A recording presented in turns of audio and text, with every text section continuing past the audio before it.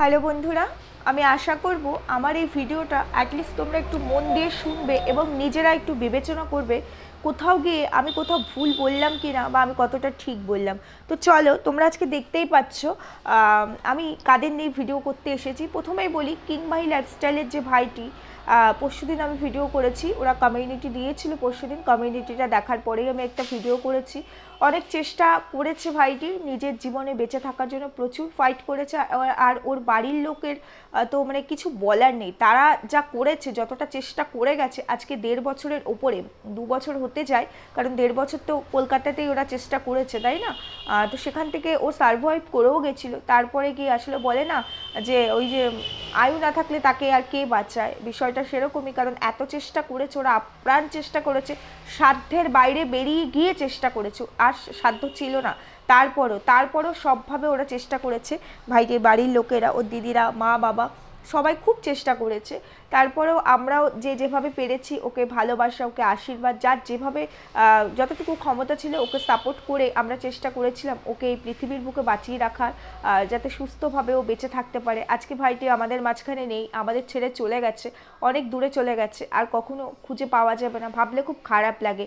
এই কথাগুলো ভাবছিলাম, জানো তো, যে হয়তো 2 বছর আগেও রাখি পূর্ণিমা, ভাই ফোটাতে এই দিদিরাই, এই ভাইটি, একটা ভাই তো 5 বোনের, কত আনন্দ করে তাকে রাখি পরাতো, ভাই ফোটা দিত, কত আনন্দ, কত সুখী একটা পরিবার ছিল না?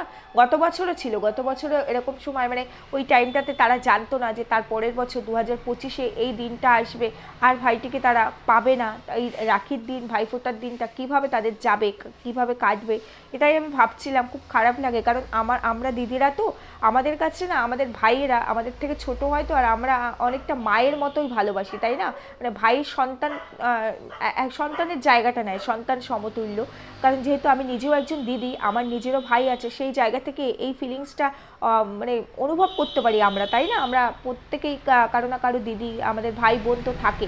এই জায়গাটা থেকে আমরা ফিল করি যে আমাদের কষ্ট হলে, আমরা অসুস্থ থাকলে, বা আমরা যদি জানি যে আমাদের কাছে সময়টা খুব কম, আমরা আর নেই, আমাদের কিন্তু নিজেদের জন্য এত কষ্ট হয় না। হ্যাঁ, পৃথিবী ছেড়ে কেউ যেতে চায় না, সেটা আলাদা, কিন্তু অতটা কষ্ট ফিল করি না যতটা ভালোবাসার মানুষ, কাছের মানুষ, আপনজন, তার কষ্ট দেখে, তার কিছু হলে যে কষ্টটা হয়। কারণ আমি মনে করি আমরা বেঁচে থাকি, আমাদের বেঁচে থাকা, ভালো থাকা সবটাই আমাদের আপনজনদের ঘিরে।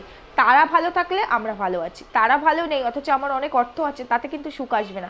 মেন্টালি আমি স্যাটিসফাইড হতে পারবো না, মেন্টালি আমি ভালো থাকতে পারবো না, তাই না? আর মেন্টালি ভালো না থাকলে সে ফিজিক্যালিও ভালো থাকবে না, কোনো অ্যাক্টিভিটিস করতে পারবে না, কোনো কিছুতেই থাকবে না। তো সেই জায়গা ধরেই খুব খারাপ লাগছে। আজকে আমি জানি না কমিউনিটি পোস্টটা পরশুদিন এসেছে, ভাইটি কবে আমাদের ছেড়ে চলে গেছে, মানে পরশুদিন না তারও দুদিন, একদিন আগে, জানি না, যেহেতু 3 দিন তার আগে ভিডিও আসেনি, তারপর থেকে তো ওদের ভিডিও দেওয়ার মতো কন্ডিশন নেই। এখন যা পরিস্থিতি, ওরা যেভাবে ফাইট করেছে ভাইটির জন্য, সেখানে দাঁড়িয়ে ওরা একটু স্টেবল না হয়ে তো ভিডিও দিতে পারবে না। তাই আমরা কোনো রকম আপডেট জানতে পারবো না ওখান থেকে। সেই জন্য আজকে কতদিন হয়েছে বলতে পারবো না, তবে পরশুদিন কমিউনিটি দেখেছি, সেখান থেকে হিসাব করলে আজকে 3 দিন। আজকে তিনটে দিন আশা করে থাকতাম প্রত্যেক দিন না ভাইটির কোনো না কোনো আপডেট থাকবে, কারণ এরকম তো আমরা ভাবিনি যে সত্যি ভাইটিকে হারিয়ে ফেলবো। আশা করে থাকতাম কোনো না কোনো আপডেট পাবো। আজকে দেখো, যাই চ্যানেলটা খুঁজি, নোটিফিকেশান ঢোকে না, তারপরেও চ্যানেলটা খুঁজি কোনো আপডেট কি আছে, জানি ভাইটিকে আর দেখতে পাবো না। সে আজকে কষ্ট করলেও, তার কষ্ট ছিল, অসুস্থতা ছিল, তারপরেও কিছু কিছু মুহূর্ত তুলে ধরতো তার দিদি, সেখান থেকে দেখতে পেতাম ভাইটিকে, ভাইটি তাকিয়ে আছে, কষ্ট হচ্ছে তার, সে খেতে পাচ্ছে না, এগুলো দেখতাম। আজকে আর কখনোই দেখতে পাবো না। সেই পুরোনো ভিডিওগুলো দেখি, খুব খারাপ লাগে। 1 বছর 1.5 বছর আগের যে ভিডিও, যেখানে তার এই ক্যান্সার জার্নিটা নিয়ে তার বাবা মা রিলেটেড একটা ভিডিও আছে, পিক দেওয়া, সেটা দেখি, তখন ভাইটি আরও অনেকটা ছোটো, কত সুন্দর ফুটফুটে একটা বাচ্চা।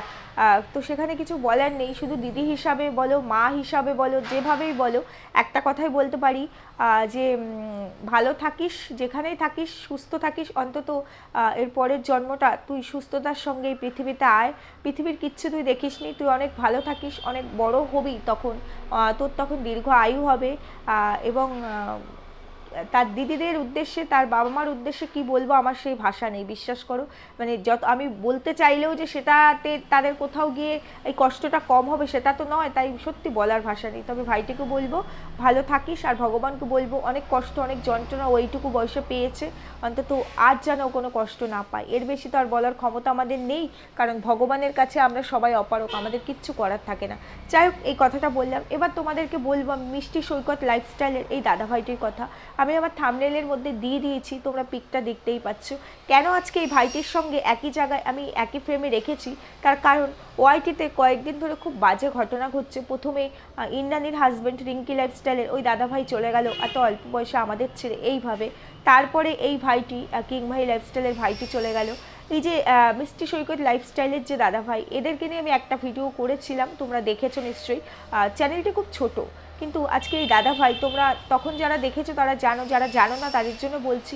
এই দাদাভাই দুটো কিডনি ড্যামেজ, বুঝতে পেরেছো, দুটো কিডনি খারাপ। এবং তার যে ছেলেটি, বাচ্চাটিকে তোমরা দেখতে পাচ্ছ, এই ছেলেটি তার কিন্তু সে কিন্তু একজন স্পেশাল চাইল্ড, বুঝতে পেরেছো।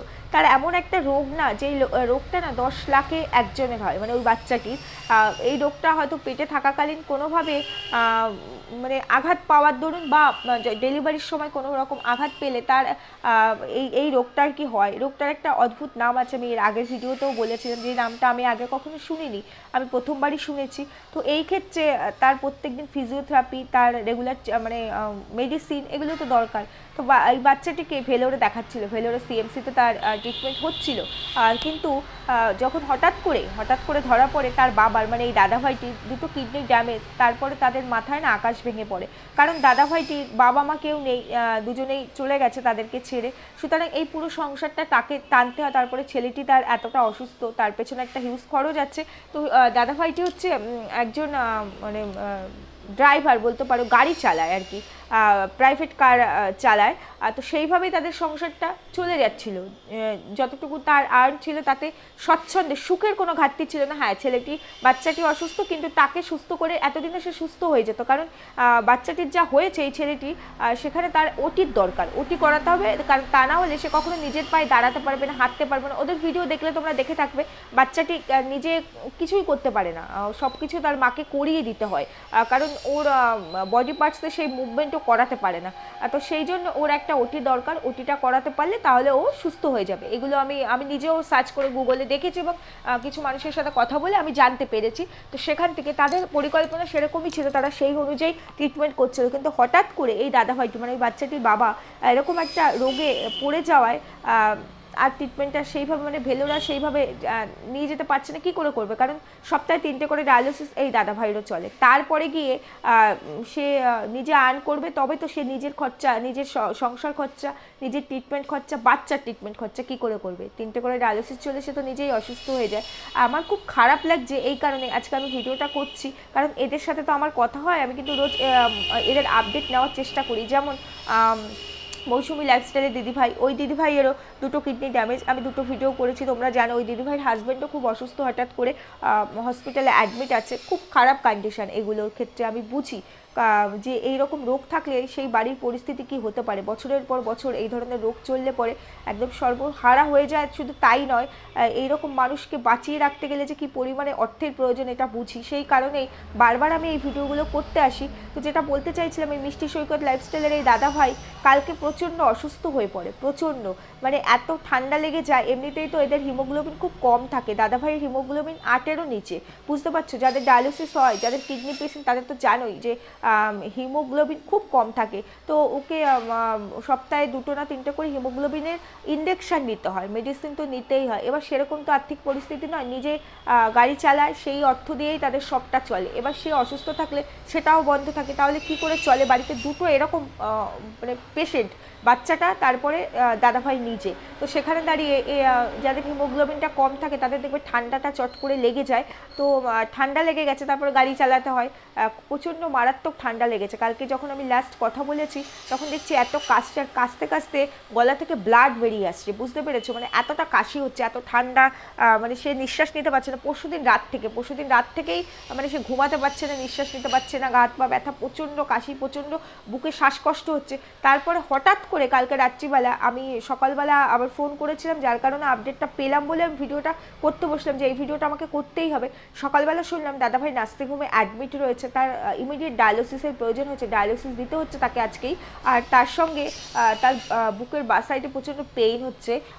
তো বুঝতেই পারছো ডায়ালিসিস পেশেন্টের হার্টের কিন্তু একটা সাংঘাতিক ভয় থাকে, তাই না? কারণ আমার নিজের বাড়িতে ছিল, তো আমার নিজের ভাসুর 35 বছর বয়সে মারা গেছে, তারও দুটো কিডনি ড্যামেজ ছিল, 2012 সালে মারা যায়, তখন তার বাচ্চাটির বয়স 3.5 বছর।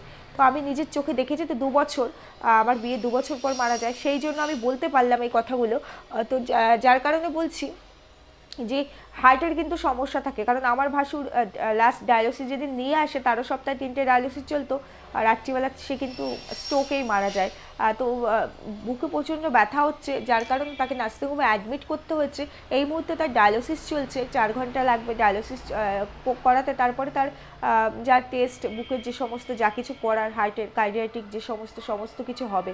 এবার বন্ধুরা, আমি শুধু একটা অনুরোধ করার জন্য এসেছি, না আমি তোমাদের কারো কাছে অর্থ চাইছি না, আমি শুধু বলছি মিষ্টি সৈকত লাইফস্টাইল এই যে চ্যানেলটি, প্লিজ, চ্যানেলটি মনিটাইজেশনও পায়নি, চ্যানেলটি ছোট, ও কিন্তু আগে থেকে চ্যানেল চালাতো না, ওর এখন প্রয়োজন, কারণ ওর দেখো এমন এমন পরিস্থিতি, এই মিষ্টির মানে মিষ্টি সৈকত লাইফস্টাইলের যে ওনার, ওর এখন এমন পরিস্থিতি, দেখো বাচ্চাটাকে রেখেও বাইরে যে কোনো কাজে যাবে, ধরো কারো বাড়িতে ও যদি রান্নার কাজও করে, বাচ্চাটাকেও 24 আওয়ার্স ওকেই দেখতে হবে, বাচ্চাটা নিজে কিচ্ছু করতে পারে না, কি করে যাবে বলো? কি করে ও কিছু করে অন্তত কিছুটা হলেও একটু সংশয়, মানে সংসারের জন্য কিছু করবে বা এদের চিকিৎসার জন্য করবে?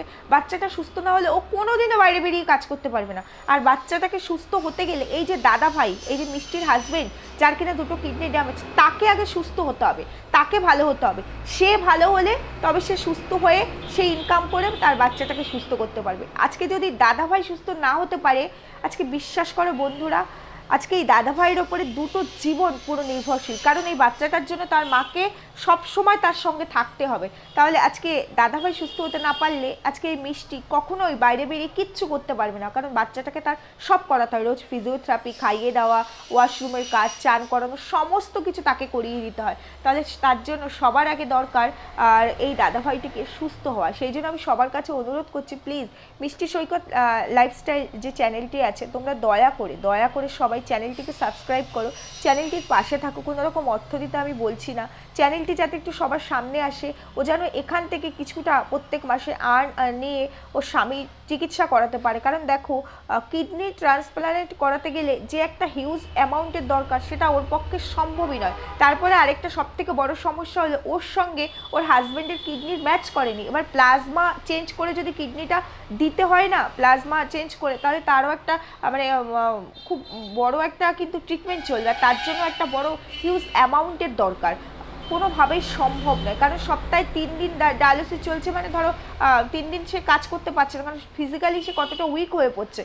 তারপরে গিয়ে বাকি যে 4 দিন সে কাজ করছে, তাতে কতটুকু হচ্ছে বলো? তার ট্রিটমেন্ট, ছেলের ট্রিটমেন্ট, সংসার খরচ, বুঝতেই তো পারছো। এই জন্য বারবার আমি সবার কাছে অনুরোধ করছি, কারণ আমি চাই না, দেখতেই তো পাচ্ছ মানুষগুলো কিভাবে, মানে আমরা না চাইতেও আমরা ধরে রাখতে পারছি না। সেই কারণে, শুধুমাত্র সেই কারণে এতটা খারাপ লাগছে। আমি সবার কাছে হাত জোড় করে অনুরোধ করছি, প্লিজ মিষ্টি সৈকত লাইফস্টাইল চ্যানেলের এই বোনটির পাশে থাকো, যাতে আমরা সবাই মিলে একটুখানি, আমাদের একটু প্রচেষ্টা, সামান্য একটু চেষ্টাও যদি এই দাদাভাইকে সুস্থ করে দেয়, তার বাচ্চাটা প্রাণে বাঁচবে। মেয়েটি আজকে বাচ্চা একটা মেয়ে, ওর খুব অল্প বয়স মিষ্টির, মেয়েটি আজকে জীবনে অন্তত একটুখানি স্বামী সন্তান নিয়ে সুখে থাকতে পারবে। শুধু এইটুকুই অনুরোধ তোমাদের কাছে, ওর চ্যানেলটির পাশে থাকো, আর যাতে দাদাভাইকে সুস্থ করতে পারি। কারণ কিডনি দিতেই হবে, 4 বছর ধরে এইভাবে চলছে, এইভাবে ধরা পড়েছে তার কিডনি, 2টো কিডনি ড্যামেজ। সুতরাং কতদিন ডায়ালিসিস চলতে পারে? ডায়ালিসিস দীর্ঘদিন চালানো তো খুব একটা ভালো না, চলতে পারে না, আমরা সবাই সেটা জানি। হয়তো অনেক কিছু বলতে পারি না, কারণ চাই না, ভালোটাই বলতে চাই সেই কারণে, কিন্তু আমরা সবাই সবটা জানি। আর এই জায়গা থেকে প্রচণ্ড খারাপ লাগছে, তাই জন্য সবার কাছে আমার অনুরোধ, মিষ্টি সৈকত লাইফস্টাইলের দাদাভাই মানে এই বোনটির পাশে থেকে যাতে দাদাভাইকে আমরা সুস্থ করতে পারি। দাদাভাই সুস্থ হলে ওই বাচ্চাটিও মানে সুস্থভাবে এই পৃথিবীতে বেঁচে থাকতে পারবে, স্বাভাবিকভাবে সেও কাজকর্ম পড়াশোনা সব করতে পারবে। আজকে তার সবটা বন্ধ, সে না স্কুল যেতে পারছে, সে বাড়ি বসে কি পড়াশুনো করছে, এইটা তো জীবন হতে পারে না বলো। কারণ এখনকার দিন, এখনকার জেনারেশন ভীষণ হাই, মানে ভীষণ টাপ, তাই না? সেখানে বাচ্চাটিকেও সুস্থ হতে হবে, আর বাচ্চাটি সুস্থ না হলে তার পরিবার কি করবে, তার মা কি করে বাইরে বেরিয়ে কিছু করবে। আর এগুলো সব কিছুর জন্য আগে তার বাবাকে সুস্থ হতে হবে, এই দাদাভাইকে সুস্থ হতে হবে। আর এখন দাদাভাই নার্সিংহোমে আছে, আমি জানি না এরপরে কি আপডেট আসবে। আমি অবশ্যই কিছুক্ষণ পরে তার ডায়ালিসিসটা শেষ হয়ে যাওয়ার পরে আমি ফোন করব, জানার চেষ্টা করব, কারণ একটা নার্সিংহোমের প্রচুর খরচ, প্রচুর বিল হয়, জানোই তো এই ধরনের ক্ষেত্রে। সেখানে সেটাও কিন্তু ভীষণ একটা মানে ওদের জন্য ভীষণ চাপের। কোথা থেকে করবে, কোথা থেকে দেবে, কতদিন থাকতে হবে নার্সিংহোমে, কী কন্ডিশন। রিপোর্টসগুলো ঈশ্বরের কাছে প্রে করছি, রিপোর্টসগুলো যেন সব ভালো আসে, কোনো খারাপ কিছু যেন না আসে, কারণ মেয়েটা পারবে না, মেয়েটা একা একা কী করবে, সব শেষ, ওর আর কিচ্ছু নেই। যতটুকু ছিল, যতটুকু শ্বশুর শাশুড়ি রেখে গেছিলো, যতটুকু ওর ছিল, যেটুকু ছিল যেখানে, সব শেষ। 4 বছর স্বামী এরকম অসুস্থ না, 4 বছর আগে ছেলের যখন ধরা পড়েছে, স্বামীর যে আর্নিং ছিল তাতে কিন্তু ছেলের চিকিৎসা ওরা করতে পেরেছে, তাতে কিন্তু ওরা সর্বহারা হয়নি, ওদের কিন্তু কষ্ট হয়নি, কারণ আর্নিং মেম্বার তো ছিল না, সে মাথার উপরে ছিল। তাই সেই মানুষটাকে মাথার উপরে ওদের থাকতেই হবে, অন্তত ওই ছোট্ট শৈশবটার জন্য, ছোট্ট শিশুটার জন্য, যে কিনা সুস্থভাবে এই বুকে, পৃথিবীর বুকে বেঁচে থাকতে পারে। তা না হলে এইভাবে তো সম্ভব না, এইভাবে থাকতে পারে একটা বাচ্চা, বলো, এটাও তো কোনো ভবিষ্যৎ হতে পারে না। যখন তার কাছে ওয়ে আছে, যখন তাকে ওটি করালে পরে সে সুস্থ হতে পারবে, নিজের পায়ে দাঁড়াতে পারবে, হাঁটাচলা করতে পারবে, স্বাভাবিক হয়ে যেতে পারবে, তাহলে কেন সেই চেষ্টা আমরা করতে পারি না বলো? আজকে তার বাবা সুস্থ হলে পুরো পরিবারটা বেঁচে যাবে, বাচ্চাটি বেঁচে যাবে। এই জন্য সবার কাছে আবারও আমি অনুরোধ করছি, হাত জোর করে, দয়া করে মিষ্টি সৈকত লাইফস্টাইলের এই চ্যানেলটির পাশে থেকো, আর সবাই প্লিজ একটুখানি ঈশ্বরের কাছে প্রে করো, আশীর্বাদ করো যেন দাদাভাই সুস্থ থাকে, রিপোর্টসগুলো যেন ভালো থাকে, হার্টের যেন মানে কার্ডিয়াটিক কোনো সমস্যা যেন না আসে, দাদাভাই যেন সুস্থ হতে পারে, তার কিডনি যেন ট্রান্সপ্লান্ট করানো যেতে পারে, যেভাবেই হোক তাকে যেন সুস্থ করা যেতে পারে, কারণ সে না বাঁচলে তার সংসারটা বাঁচবে না। আরও দুটো প্রাণ, তাদেরকে বাঁচানো, তারা অনিশ্চিত একটা ভবিষ্যতের দিকে আছে, তাদেরকে বাঁচানো সম্ভব নয়। এই কারণে সবার কাছে অনুরোধ করছি বন্ধুরা, আশা করি তোমরা বুঝতে পেরেছো আমি কি বলতে এসেছি। সেই জন্যই বলছি যে সবাই একটু চ্যানেলটির পাশে থেকো, সবাই নিজেদের খেয়াল রেখো, সুস্থ থেকো, ভালো থেকো। আজকে এখানেই রাখছি বন্ধুরা, পরবর্তী ভিডিও নিয়ে আসবো, টাটা।